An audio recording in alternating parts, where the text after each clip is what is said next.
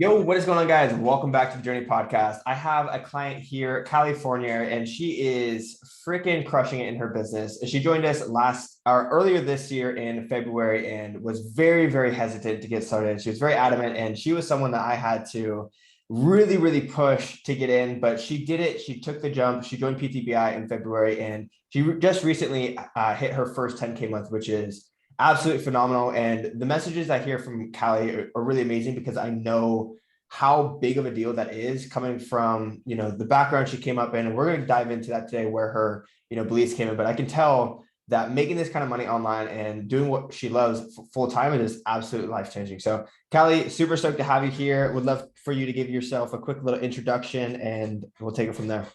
All right. Yes. Oh, I'm Cali. I'm 24.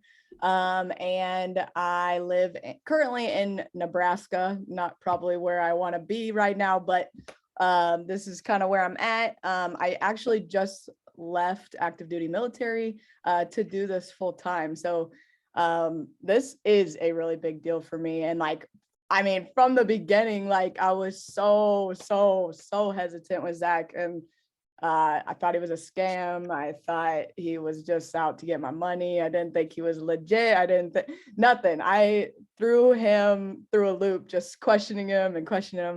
And honestly, I don't know how he got me, but he got me. And I took that risk and I have never looked back.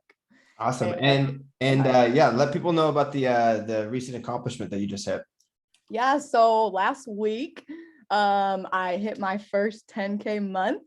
And it's just crazy because I swear, when I joined back in February, I I remember seeing all of these things on his stories and his testimonies and all these people just oh, I made 1K a day. I made 10K this month. I made 20K this month, even 5K. I was like, what the fuck? No way can I make that money doing this. And sure enough, here I am. Hit it before my goal. Even I wanted to for sure in 2022, but I ended up doing it in November of 2021. So That's I was amazing.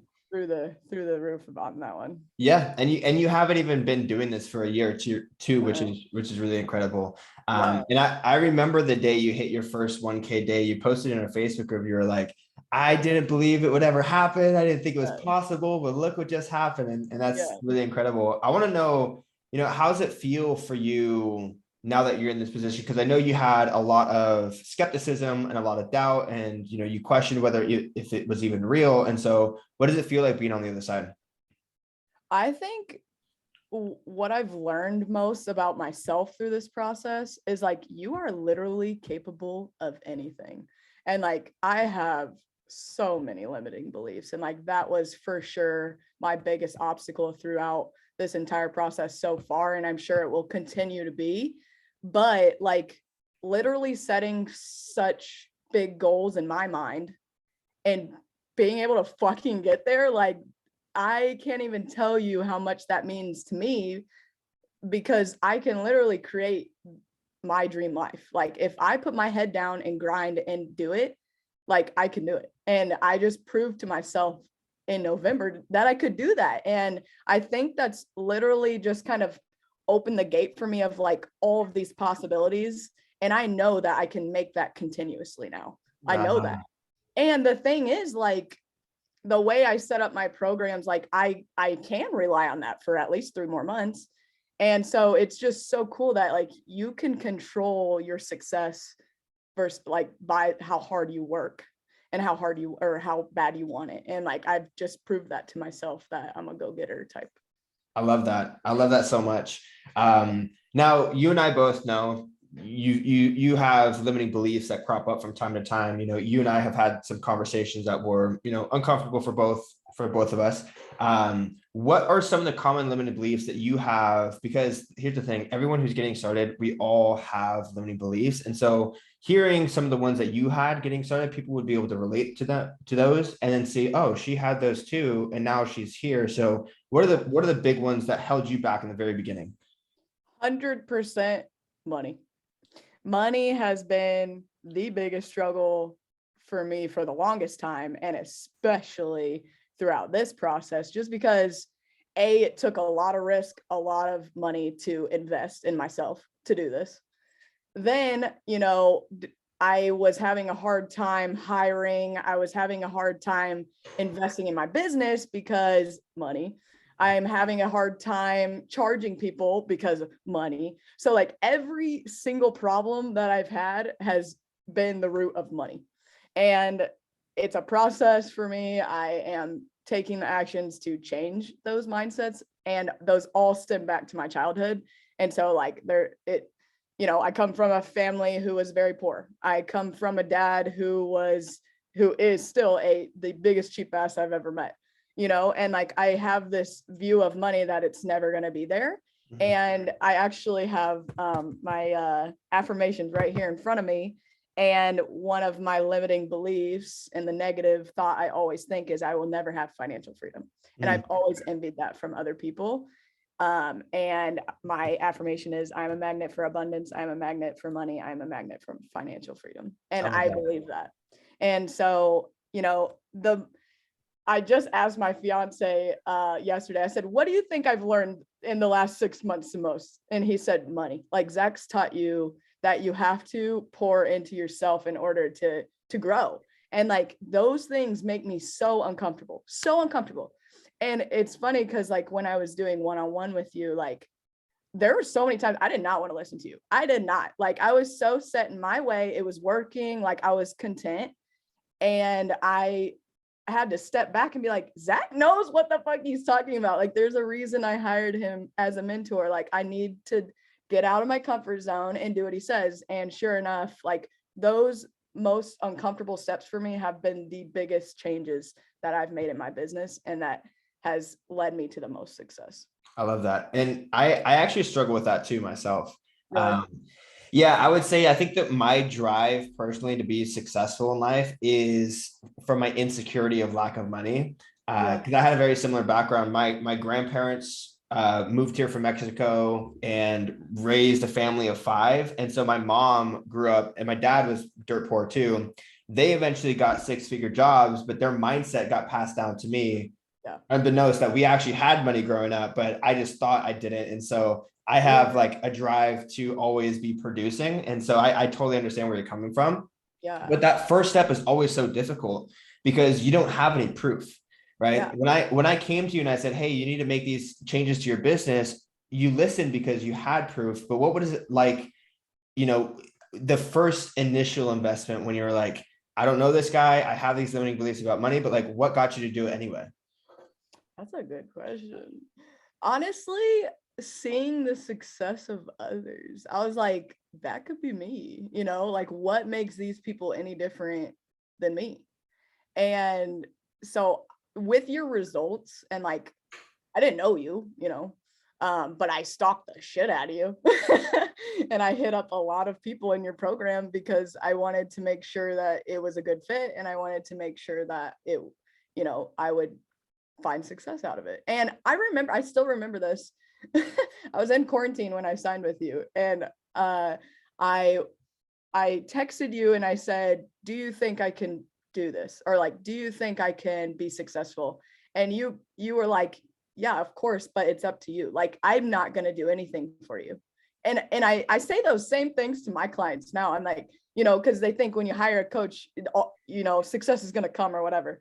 But I'm like, I can give you the tools for success, but you got to do it, right? I can't do it for you. And that's the same way that you did with me, is like, yeah, you'll set me up to make it happen, but like, I got to want it, and I got to put my head down and do it. So I think I just committed to myself that I was in an unhappy job. I mean, I did not like the military. It was not a job for me. And I knew I wanted to go in a different direction. I've always had a heart in health and fitness. I've always found myself in leadership roles in my whole life. And I was at a transition phase of like, okay, do I want to stay or do I want to do something different?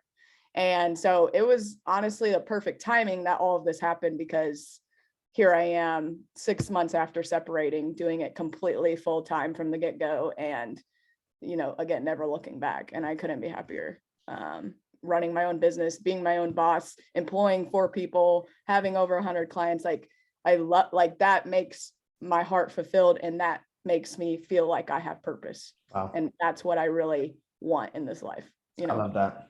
So I remember there was a period of time a couple months back where you were going through a transition period in your life. You were moving, you were losing your income from the military, or something was happening to where shit was like starting to hit the fan, and you're like, all right, like the safety nets are pulled, it's go time. Like I do this or I'm going to be eating dog shit for dinner. Yeah. What exactly was going on in that time, and how did you get through it? I feel like, well, this year has just been a really, really tough year on me. Just tons of transition, tons of changes. I lost my mom 4 months ago, 2 weeks after I separated from the military. And 2 weeks after that, I got engaged. 2 weeks after that, I moved to a new state. I've moved 6 times this year. Like so much has happened. And I think when shit happens, like it's so easy to just quit, you know? It's hard. Like, do you think I wanted to fucking work when my mom's in the ICU for 8 days? But I did. I worked. And like I sat with her and I worked. And like even in the grieving and mourning process, like I wanted to do it for her because my mom was my biggest fan with all of this. I talked about you all the time. She knew all my clients' names. She would ask every time I signed a client, she would hype me up. Like my mom was it for me. And so, it's pushed me that much more to be successful because I want nothing more than to make her proud. And I'm going to do whatever I can to make that happen. And so honestly, yeah, when my back was against the wall, I had two choices. I could fucking throw it all up and quit, and you kind of let my business turn to shit, and I could drown in my sorrows, or I could deal with it, obviously in the right way, but not, stop my momentum. And I kept going, and it's definitely paid off because I just kept that momentum and I built off of that. Beautiful. Even when everything happened. So yeah, no, I will say it's very impressive because there's so many people who if put in that same situation would break and just fold, and they would be done. It'd be over. And so it's really admirable that you were able to push through that and get what you needed to done. Let's switch gears here and talk a little bit more tactics on your business. So when it comes to client acquisition, I know for a long time you were very resistant to DM outreach and putting in the work for that. And so how has that changed now? What's your perception on DM outreach now? Because I know for a very, very long time, you were like, I'm not doing this. This is dumb. And then now you're freaking booking calls left and right. So what's changed?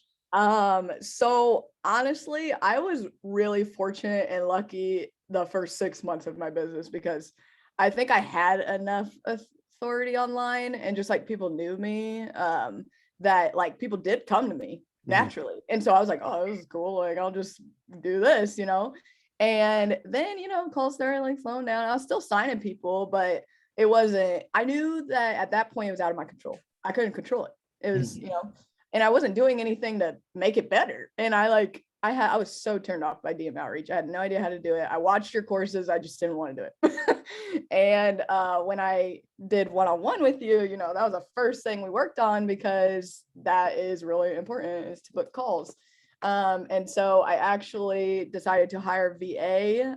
Well, first I started DM outreaching just a couple weeks just to get my feet wet because I had no idea what the fuck I was doing. So I needed to teach my girl. And so anyway, I started doing that, and I actually was having fun with it, but I could see that it would get really tedious and annoying, and I don't want to have those same conversations all the time.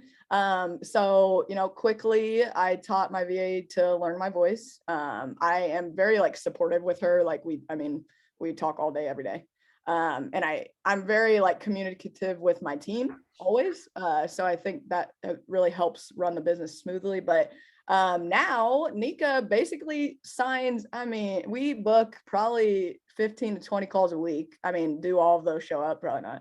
But, I'm booking probably at least 5 a week, or signing at least 5. November was my first month that I had a VA. I signed 22 new clients. Wow. And I couldn't believe that. And, it's just like I would feel naked if I did assign a client for the day. I was like, what?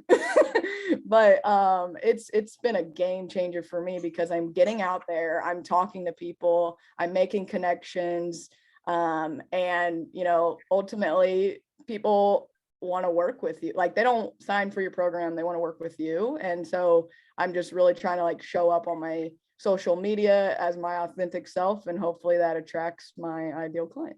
Beautiful. I love it. And then I know you've also gone through a pretty intensive sales growth journey. Yeah. What's your relationship like with sales? What was it like when you first got started? How did you improve it? And how do you feel about sales now? Oh boy. Before you, I mean, I never talked to people outside of DMs, never. But I also was charging like $30. So Yeah, I was gonna say, how's that going for you? so I mean, definitely when prices raised, and just like that was another learning point for me, is just like learning the value of what I offer and believing in that. And like once I started getting results, I like had no problem charging a certain amount, but I'm still, me, I'm still working my Mhm. way up. But anyway, yeah, my sales process was nothing before. I mean, nothing. And so I think what I got out of your course most was the sales for me. And honestly, I'm at a position right now that that's all I do. That's Mhm. literally all I do every day is just sales. So I think I've got pretty good at it. I have it down like the back of my hand, and we went through doing an intro video. Sometimes I do a discovery call, sometimes I don't. I still haven't like completely transitioned. But I also can feel people out in the DMs pretty well and realize like what I need to do from Mhm. there. And if I know the person, then I'm probably just going to hop on one call. Mhm. But you taught me the one thing I really like about my sales process now is, well, I switched to Zoom. I used to do FaceTime for like 7 months. I was like, I should probably make this more professional. So now I'm on Zoom, but sharing my screen, walking through their roadmap with them, that's been my new favorite part. And just like really making them know that I'm here for them and fitting everything to them. And then I kind of go into Trainerize and show them everything, and then pitch my prices after that. But just like I listen to your podcast all the time. I literally love you, and I take so much away from the sales part of you, because clearly you're good at that. So getting micro commitments on the way, like always, just I don't know, all the tips that you ever give, like I really have put those into action, and it's been a game changer for sure. Beautiful. I love it. I guess what would you say to your younger self right now? If you were to say like one thing to Cali a year ago, what would you say? You can fucking do it. I think just like if I would have learned sooner that I was capable, then honestly, I'm at a point right now where I feel unstoppable. Like I know that I went through the hardest part of my life and I did it. Like who's to say I can't go any further than that? You know what I mean? And so just like I would tell my future or younger self like that I am unstoppable, and like that whatever I put my mind to, I really, really can do. I love it. Especially when you just, I don't know, when you really want something, you'll make it happen. Something that I like about you too is when we've had these conversations before, is when you send me your big wins, you Yeah. do a really good job at recognizing that, hey, this is a win. I'm going to celebrate it and feel good, but also remember this moment when I'm feeling bad. Was that a problem for you in the past where when you feel low, you feel like, oh, this is never ending? Like why is that so important to you? Yes. I feel like I've just had like really low points in my life that it was always hard to get back out. And then like good things would happen and then I'd get shit on again, or like, and my confidence always just went down, and then I'd come back up and then I'd fucking fall back down. And now I really do feel, so your thing that you said to me, you said, ride the wave. Mhm. And I will always remember that now, because it's so true though. Like you can celebrate your wins, and you should, but also like use those as fuel when you're down, and like just know that like it's seasonal. Like it's not always going to be rainbows and butterflies. Like you're gonna have to deal with shit. but like reminding yourself who you are and what you're capable of. Again, I think that's the bottom line for me, is just like knowing that I can do it. And yeah, so I think just working through that and like realizing that I can get out of the weeks that I maybe don't sign a client, or I need to stop taking things personal and like thinking it's me, because it's not me. And I can always find another person, and I can always help tons more other people, you know? And so just reminding myself that like, it's not the end of the world, and that I can't take everything so personal, and it's going to get better. That's my problem too. You and I have very, very similar, I guess, like chinks in our armor. My thing is I take everything so personal.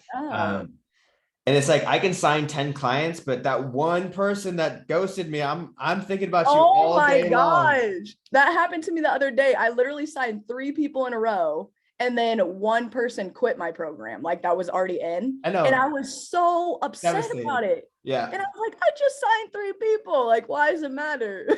Yeah, that's my Achilles heel too. I struggle with the same thing.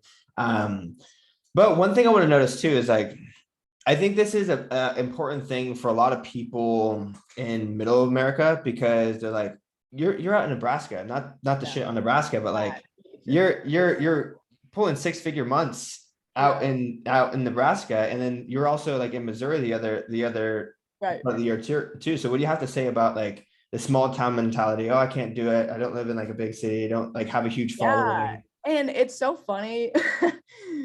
I think I listened to a podcast of you use some maybe like say when other people say like little in front of something you do. Like I had someone come to me and say like, oh, how's your little business going? I'm like, if you only fucking I'm gonna throw hands. Yeah. And it's funny because like I obviously don't talk money to literally anyone, so really no one has any clue what I'm actually making or like what I'm actually doing. And I think people really underestimate me because I'm from a small town, because I am stuck here, you know. And it's funny because everyone around me just is in their job that they in the same hometown, in the same, and I want so much more than that, and I'm only here temporarily. But yeah, it's just I don't know what to say. I think I'll say it for you. I think it's like, it doesn't matter where you're from, you can make stuff happen exponentially. Oh yeah. Oh, absolutely. Love it. Let's see if there's anything else. Is there anything else that you want to say? Anything specific that you want to leave the listeners here? Honestly, I think mindset is such a huge part of running your own business, and you really got to make sure you're right up there. And I feel like as a coach, you pour into so many people all the time, but you have got to pour into yourself. And I'm learning that right now. And it has been a game changer even the last 2 weeks, because I'm like taking time every day to pour into Cali. And because you will get burnt out. And I have gone through seasons already that I'm very burnt out, but also, and just like taking the risk, you know, putting fucking money aside and knowing that the return on investment is worth it. Zach has shoved that down my throat, and it is so true. Like, return on investment. Remember those things. Everything is worth it. I promise. You just got to make it worth it. I love it. Where can people find you online? We're going to wrap this up. So I want to make sure people can give you a follow. Yeah, go follow me at Cali Fournier. That's it. Also, don't follow the backup one. Someone made a fake account of me. Don't go look at that one. How do you, I know you have a funky spelling. So how do you spell? Oh yeah. CaliFournier. Awesome. Well, with that being said, Cali, thank you so much for hopping on. Everyone who's listening, thank you guys. Catch you in the next one. Peace. Yeah.